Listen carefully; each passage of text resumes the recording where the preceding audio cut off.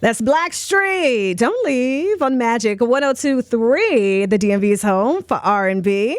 VJ in the midday. Oh, so this is a special one. Now, my next guest has shaped some of the top talent coming out of D.C., has guided hundreds of young men to college scholarships, and became one of the most respected names in grassroots basketball, all while secretly living a life that would eventually cost him everything. And now he's telling his story, his mistakes, and his redemption in his new book, Duplicity, Basketball, Drugs, and My Double Life.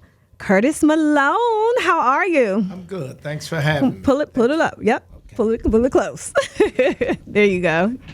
Yeah. I'm good. Thanks for having me, though.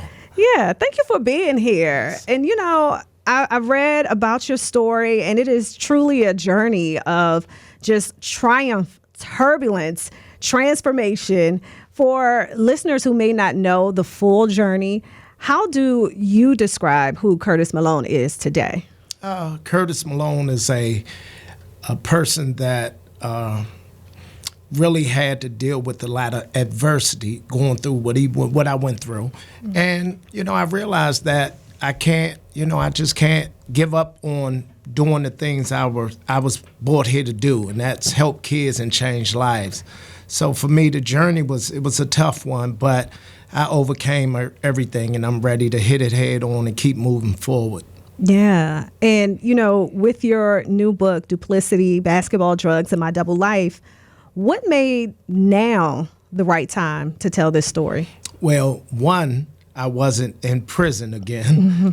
So it gave me a chance to really shed, you know, the light on everything I went through and how I got to where I became, where I was at. The ups and downs in life, the trials and tribulations we're faced with, and, you know, my decision making and the consequences that came with it. And just really in a nutshell of, you know, these are the things that you deal with in real life. You know, nobody's perfect, and you make mistakes, and that's where I'm at right now with the book.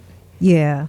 And you built one of the most respected basketball programs in the country while simultaneously living a very different life behind the scenes. So talk about how you balanced those two worlds and what finally made that double life kind of fall apart. Well, it was a very tough double life to live. And eventually, when you're doing wrong, it comes to a head no matter what. Mm-hmm. And with the basketball was very good, but I decided to make some different choices, but it was hard. You know, I had to separate everything. I had to make sure nobody and no kid was put in a certain situation. Mm-hmm. I couldn't afford to have any kids get harmed or hurt.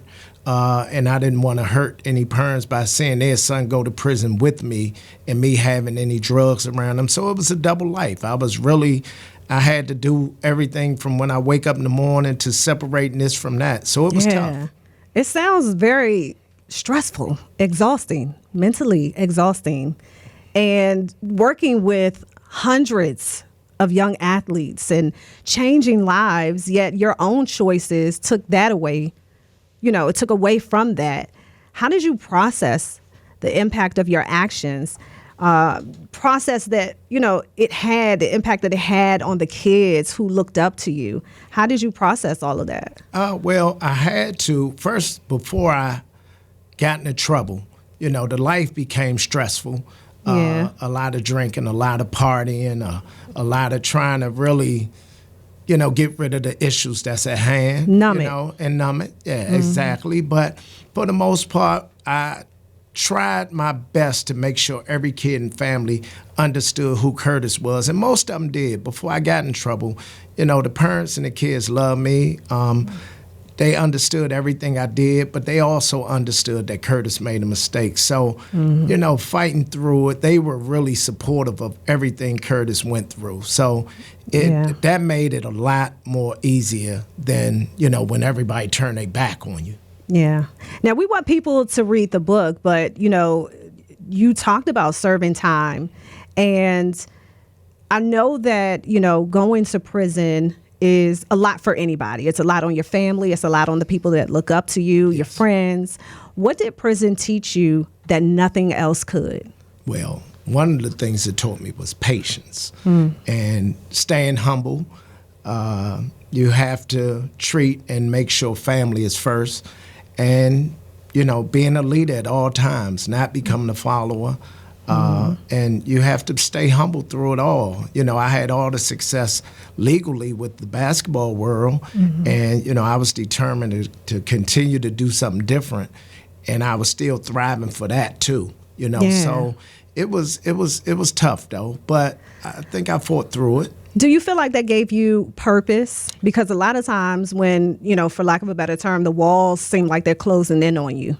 I've never been to prison, but I can only imagine you have time to think about the mistakes that you made. But was there a bigger purpose that helped you to push through and to keep hope that you can rebuild and change your life? Yes. Again, the support that I had, being in there and seeing my dad getting old, coming to see me on a visit. I have to do the right thing to get back out here, because you can easily get in trouble in there and continue to run your time up, things happen in there. But also my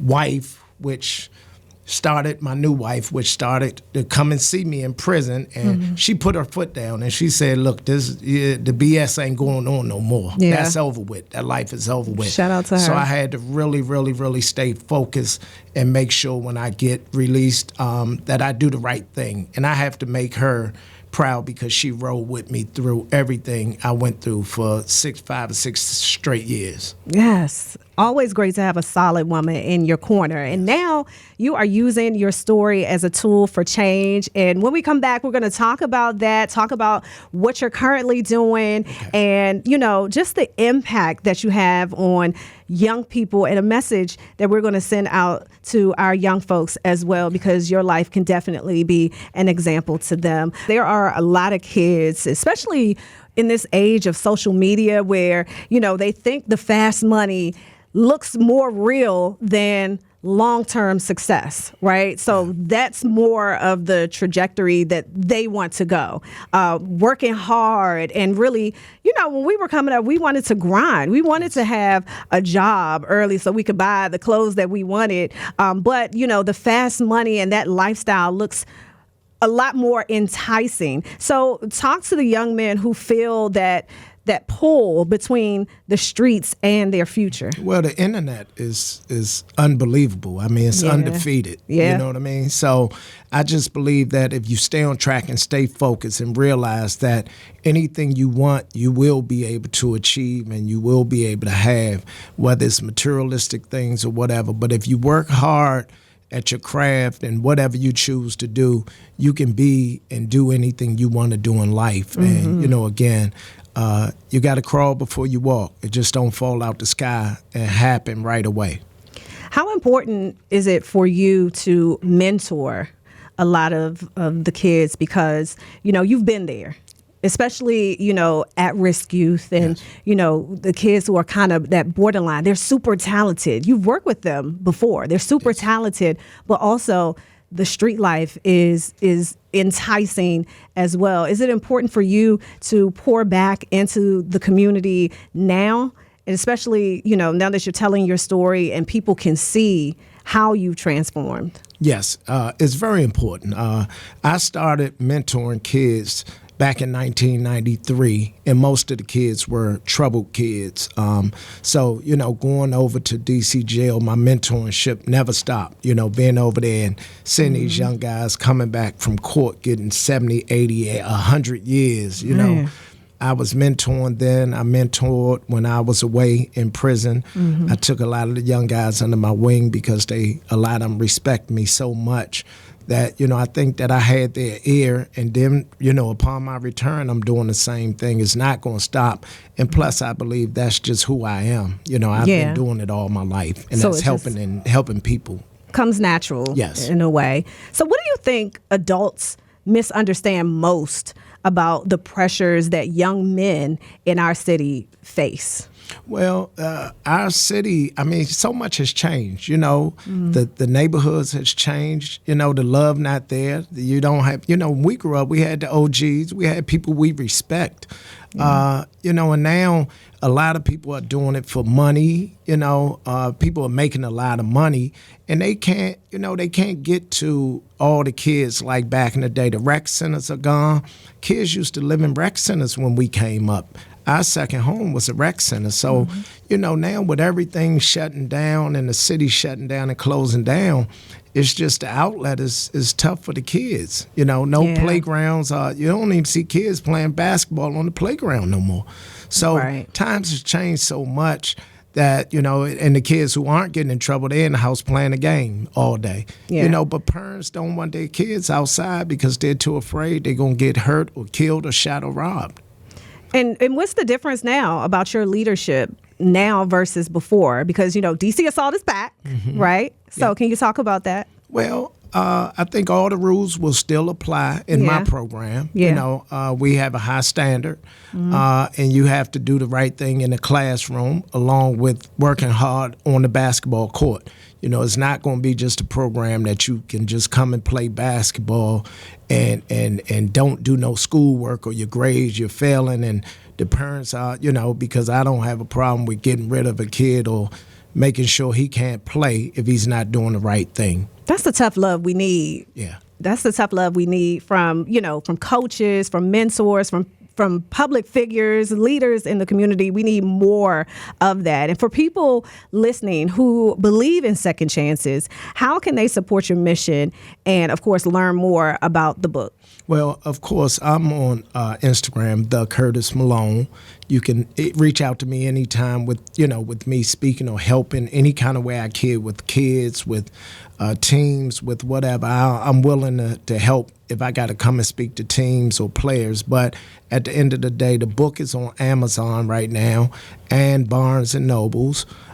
So you can get the book there. It should be in Barnes and Noble stores soon, but right now you just have to go online. But I'm on, you know, Instagram, the Curtis Malone, and regular Facebook. I'm old school. I'm still old school. Facebook. Yeah, Facebook. Nah, go.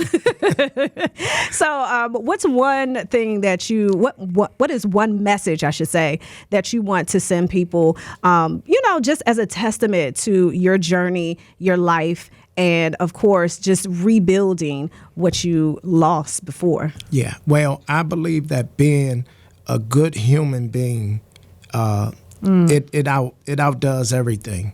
One of the things that I've always prided myself on is being a great person. Yeah. And regardless of what bad I did or what wrong I did, nobody could take away the human being that I was or who I was to you as a person. So, you know, again, I just feel like you have to be a great human being first. Character is everything. And that's my main, I live by it. It's character is everything. So, you know, I think that goes a long way in life. Curtis Malone, thank you so much for coming in to share your story, share your journey. Someone needed to hear that. And y'all make sure you go get the book on Amazon. You can go to Facebook. Give them your Instagram account one more time. The Curtis Malone. The Curtis Malone. Thank you so much for being here. You know, we appreciate you. And you can always come back. You know that, right? Thanks for having me. Appreciate you. You're very welcome. Let's keep it rocking, DMV.